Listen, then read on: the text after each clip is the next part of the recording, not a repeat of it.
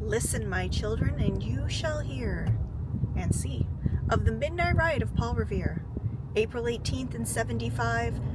Not a man is nearly alive who remembers the date and time, but we do, and we are driving with 2 lanterns in honor of this festive occasion. We are on our way to watch Paul Revere take off on his 250th ride to alert the towns of Lexington and Concord and others along the way that the regulars are out, and I could not be more excited about this. It's going to be an interesting night. There's all kinds of things planned. Hopefully it goes smoothly. You never know. We are headed into Boston, and today's buddy joining me is Noah. And hopefully Noah doesn't get lost in Boston again. If you guys watched my event at Faneuil Hall video, you will see that we had quite an adventure in Boston that night. We're 20 minutes from the North End, where Paul Revere's house, the oldest house in Boston city limits, stands. And we are going to see him off. There's going to be an event for the launch of Boston 250, dignitaries there. And then we're going to hopefully go see the 2 lanterns like this that are hung in the Old North Church, because Dr. Joseph Warren set this all up, and they had this plan in advance. You see, it was going to be 1 if by land and 2 if by sea.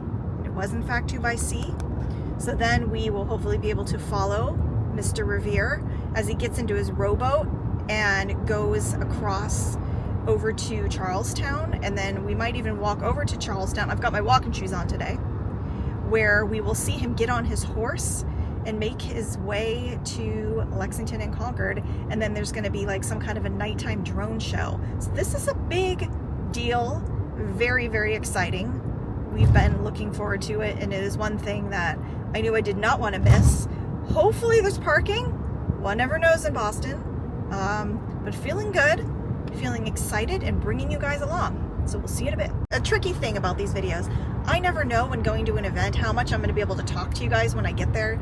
It's hard to gauge how chaotic something's going to be, or loud, things like that. So that's why I've been kind of starting these things off in the car, doing a little drive and talk. So we'll see what happens. But, you know, I just wanted to say a couple things about Paul Revere. You know, he was 40 when he did this, which is a big flex to middle-aged people. We can do a lot. We still got a lot of life left in us. And he was so much more than a midnight rider. You know, he made several rides. If you've been watching my channel, you will know that. He was a silversmith apprentice with his father. Quit school when he was 13 to do the silversmithing. He was quite good at it. He was a sometimes dentist. He made copper plates, copper sheeting. He developed a special way of rolling copper, and that is what the State House in Boston to this day is covered in, Paul Revere's copper sheeting. And his influence is actually all over early America, with things like the bells that he cast, a certain famous one in particular. And he was a Son of Liberty, a Freemason. He was friends with all the right people at the right time in the right place. He did have help tonight, of course. We had William Dawes and Samuel Prescott completing the ride with him. Well, actually, you know, if you watched my Lexington and Concord series from a couple weeks ago, you will know that poor Paul did get captured, but through cunning and street smarts, he talked his way out of total capture, basically talked him to death, and was very matter-of-fact about his answers when he was questioned by the British about what he was doing on that ride that day. So kind of a miracle. And, you know, all of this is quite miraculous. It's something that means a lot to me. And some of you have asked, you know, about wanting to know more about me and, you know, how I got started in this and everything. And I will tell you that part of the reason this is all quite emotional is because this all started to come to fruition when I was about 6 years old. I was sick with like the flu or something one day, and I was sick in bed, bored as kids are. Back in the day, we didn't have iPhones, we didn't have, Xbox or anything like that. I don't even know that, I didn't have I had some kind of knockoff Atari thing, but not while I was in bed recovering from whatever I had. So my mom started giving me books. I read Secret Garden for the millionth time, Black Beauty. I was an avid reader and quite good. I was reading at I'm not bragging, but I was reading at a college level from a quite young age. They had me tested and everything and said that I was, quite gifted in the language arts and English language. So she handed me Esther Forbes' Johnny Tremain, written in the 1940s, a children's literary classic, but actually I recommend it for everybody. It's a great book to this day. And I absolutely loved it. As I started to recover from my illness, she noticed that I wouldn't stop yapping about Johnny Tremain, so she gave me Ben and Me, another wonderful classic. And both of these also happen to have Disney movies. There's a Ben and Me cartoon short, and there is a Johnny Tremain movie. So my dad said, hey, there's Disney movies, like those are the great classics. And so they put those on for me, and I was in love. I was in love with the 18th century and these people, and I get very emotional, guys. I just had a feeling that these people were inherently good, and they were people that I needed to know, and that they would be with me for a long time. And that is how this all began. And in Johnny Tremain, the thing that sort of started it all, the events of Lexington and Concord are depicted, as well as the events leading up to it, the Tea Party, certainly Paul Revere's ride, and things like that. So it tugs at me in major ways. Now, it continued, and of course, it got more serious as I grew up. It became what I do, but as a child, that's kind of how it started. I was fortunate as well to have grandparents that lived in the East, primarily in Maryland, with vacation homes in other states that were former colonies. And my grandfather loved history as well. He was a World War II vet, but he loved history. And I would beg them to take me places as much as possible when I was visiting them all summer, and they did, and that was like my little growing up in Southern California, we did have Spanish missions, and any museum I could get a hold of, my mom would take me to, and my parents did encourage me in my love of history. They could see it was obviously not going anywhere, so people around me have no choice but to embrace it. So that is how it all started, and that is part of why, if I get emotional,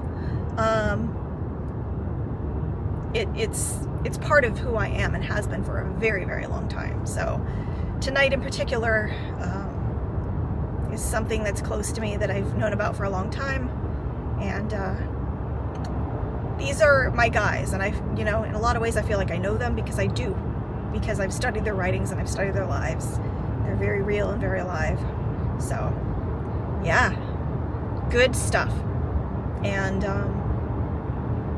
the poem Paul Revere's Ride, written by Henry Wadsworth Longfellow, of course, was written during the Civil War, and his intention for writing was very good. People now like to, I'm going to be a little bit in defense of Longfellow now. People like to, bash the poem in a way and say it was not completely historically accurate. They don't mention the other writers. That's okay. The main thing is it got people patriotic. It got them interested in history, and there was a push during this time by Longfellow and other abolitionists that they believed if people would be more patriotic and believe in the teachings of the Founding Fathers, like liberty and justice for all, freedom, personal liberties given by God and not man, that, abolition could be real. It would be, the slaves would be freed, and we would win the Civil War, and things would get better for everybody. So that was part of the reason he wrote the poem, and it was successful. So I don't care, beyond that. Like, I definitely think we need to hear the whole story, and there's more to Paul and to the other writers, but there's nothing wrong with the poem, and there's not always something wrong with romanticizing something. If romanticizing a topic is a motivator for you, I see that as a good thing. And a lot of historians now just poo-poo that, and it's good to be scholarly and be serious, but it's also really, really good for things to touch you in a personal way, impact you, and if it doesn't, then what's the point, really? So that's the takeaway I've always had. But there's a part in the poem I just said, where it says that, near man was alive that remembers the day and time. Jonathan Harrington. He was a fifer in the Lexington militia. It will be in Lexington and Concord tomorrow. I can't miss it, I've decided. And he is the oldest, he turned out to be the oldest surviving member of Captain Parker's Lexington militia. And when Longfellow wrote that poem, he was still the last man standing. So nearly a man alive, definitely accurate. There was literally just the one that would be like remembering as far as like being in the area and literally would have witnessed it. So pretty cool stuff. I always like to give you guys those little personal connections and bring it full circle, and I hope that it comes alive for you. But all right, we're almost there. We really will see you in a minute. Oh my gosh, it took forever, but we found a spot and it's a really good one. People standing around already waiting to see the Old North Church lit up. It will be pretty soon. Hey guys, I'm gonna be honest with you. We went to Paul Revere Square where like the dignitaries, quote unquote, were. And it's like the mayor and the governor and a bunch of their minions. And I did not like what I was hearing, so we are just gonna go right to his house and talk to you guys over there. It's us and like thousands and thousands of people. We're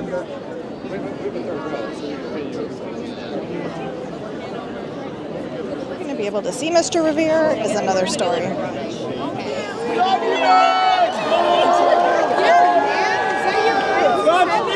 Godspeed, Paul! This is awesome, you guys.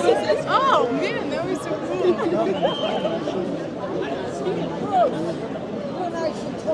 Yeah, I see the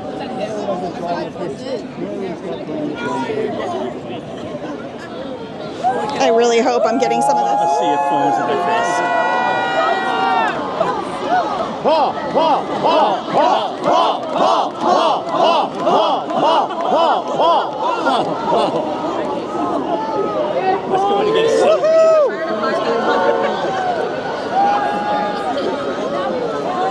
Lanterns at the Old North Church is what we're doing. Us and thousands of other people. This is absolutely crazy. I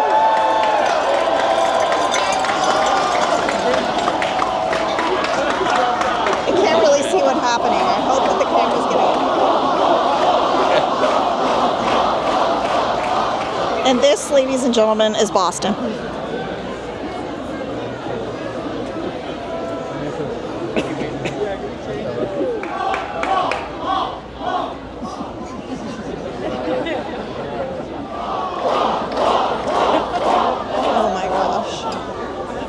We moved an inch. We are stuck. She's right here. We finally found her. Oh my gosh. Paul Revere has a police escort. Boston PD.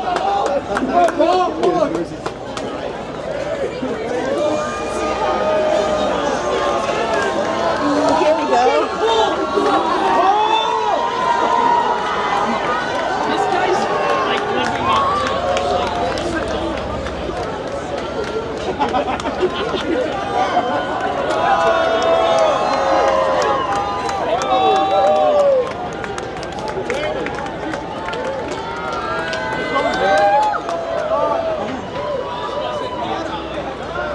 We're walking with Paul now. There he is.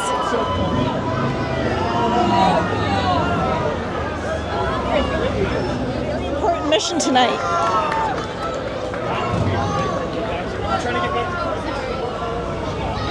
First he has to see how many lanterns.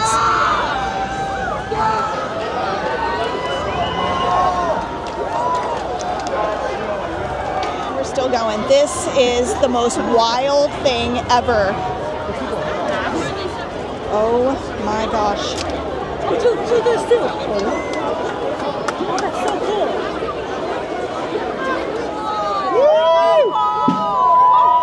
Woo! We're just following him. He's literally right there.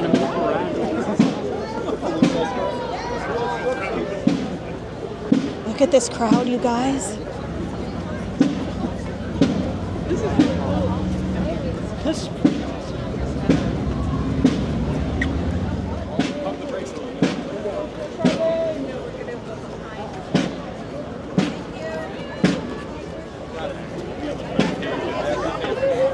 Unlock my phone, quick.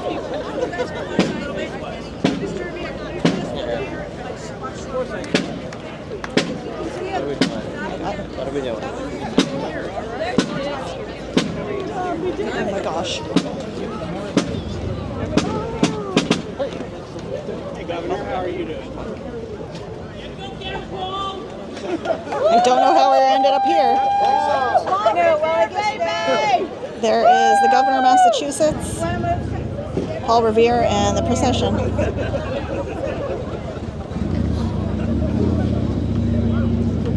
was not expecting that. No. We're just like here. Like, what a...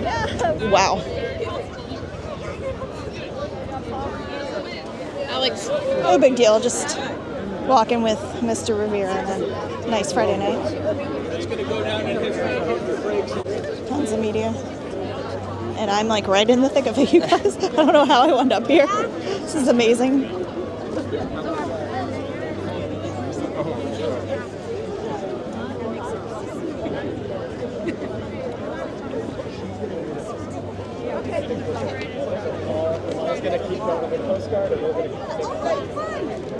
All right, we're going to keep going to Lexington Park. All right, let's do it.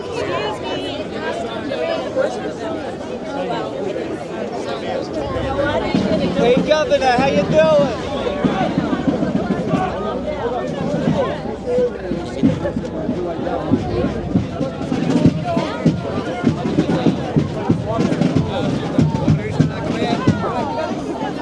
Paul's Road from Lexington Park. A block away.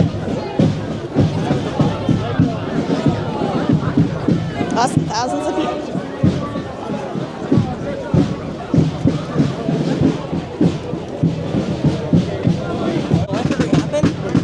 The lanterns, we'll have to go back and look at the lanterns. Right now, I don't want to give up the ship here. He's gonna get in his boat and row across.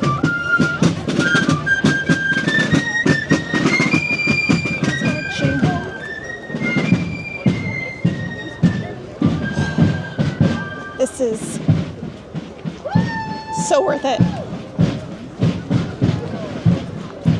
Amazing. Here with the lantern and the outfit. Oh my gosh, that is so cute. Okay, so I don't think we're going to see Paul Revere row off because there's thousands of people.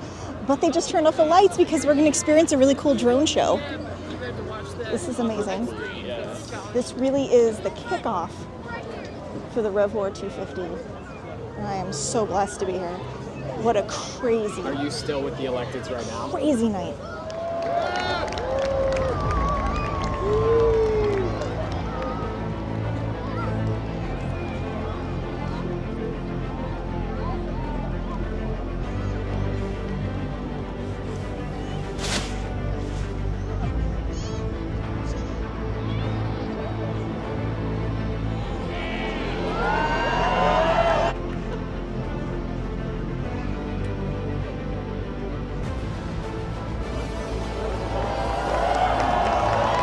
Oh, that's pretty cool.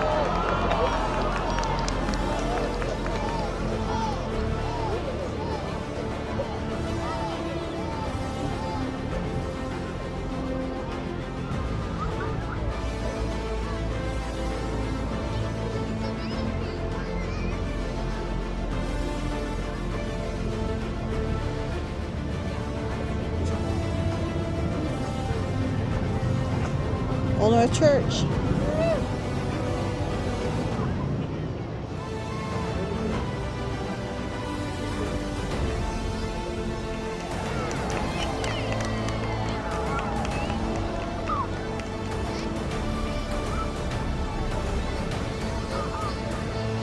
This is crazy. Okay guys, we're taking one for the team. We are on the bridge, walking over to Charlestown, so we can just bring this full circle for you guys. Back during like the parade route of Paul Revere, how like we just happened to be staying there and all of a sudden he was like right in front of us and then the governor came up and like, I'm not a fan of her by the way, but still, it's kind of cool. It was something. It's cool as Paul Revere. We're in a different set of chaos. So we are in this park here in Charlestown, again with thousands of people. Some of these people have been hanging out here and some just came over from him rowing across. He's going to be getting on his horse and making the ride to Lexington, but I don't know where I should go to get a view of him. So, see behind me. I'm gonna head over here and see. I think he's coming up from the shore over here. Then he'll have to switch to his rented horse.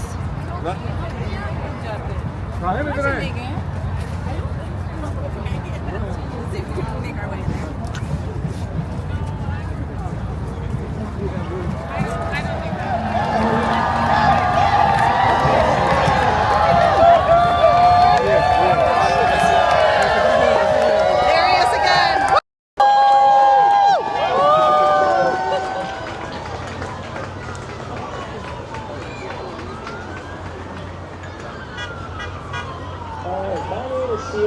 Oh, there's the horse. I'm going to be narrating some of the events as they're happening tonight as our reenactors.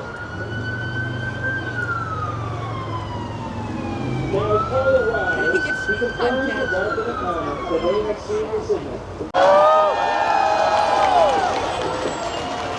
my gosh.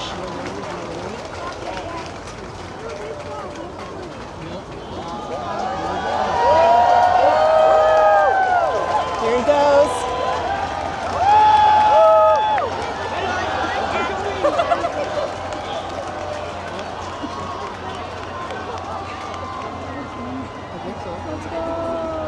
Now, as Paul rode out that night, he was there many of Yes! the offering his grand route to arrive at Lexington and said, Whatever, I don't care. He's on board.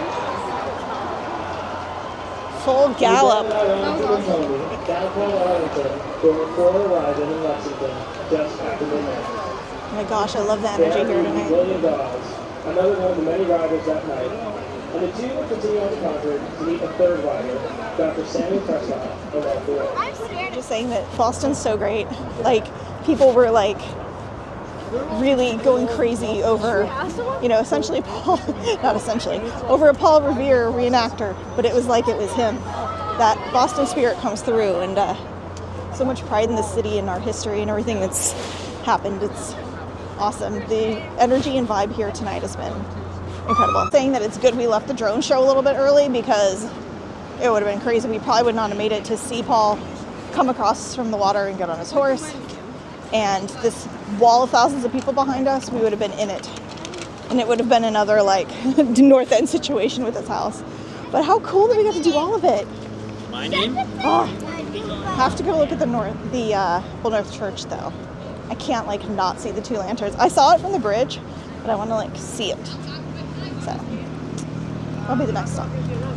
Really steep hill, but it's just us. No one else, finally. Whew. Oh, beautiful. Wow, wow, wow. The gates are all closed, but you can kind of see.